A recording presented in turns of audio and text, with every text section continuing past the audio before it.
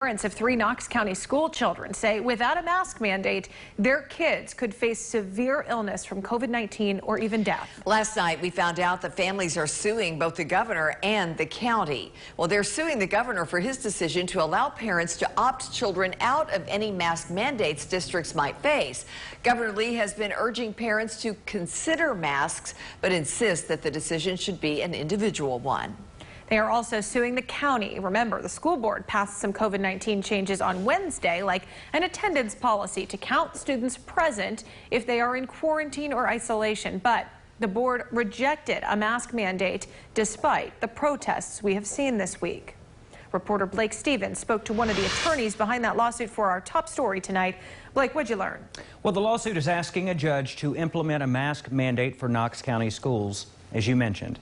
It also asks them to halt that executive order so no student can opt out. It was filed in federal court because attorneys argue federal laws are being broken, specifically on equal education for students with disabilities. Questions facing many Knox County parents. Do I send my child to school to get the in-person education but risk getting COVID, or do I keep the child home and risk not getting the education? It's why attorney Justin Gilbert is asking a judge to require masks in Knox County schools.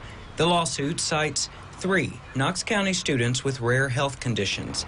It claims without a mandate, those students are, quote, unable to safely attend school without increased risks of serious injury or even death, unlike their non-disabled peers. The CDC says there is limited evidence about which conditions might increase a child's risk for severe COVID illness, but, quote, current evidence suggests that children with medical complexity, with genetic, neurologic, metabolic conditions, or with congenital heart disease might be at increased risk for severe illness from COVID-19.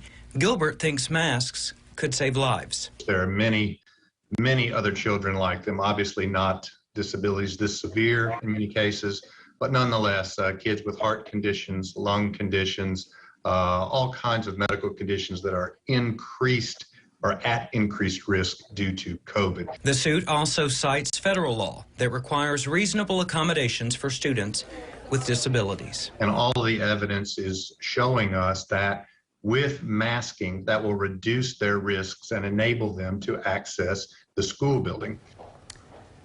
Well, that lawsuit references 3 Knox County students by their initials here. SB is in the 2nd grade, attends virtual school, and lives with a chronic lung disease.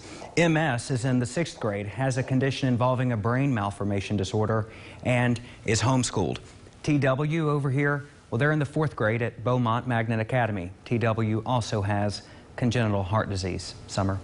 All right, Blake, thank you so much. Knox County Schools added a virtual academy ahead of the new school year. Gilbert says that's not a long-term solution for many reasons, including many kids with disabilities cannot work remotely.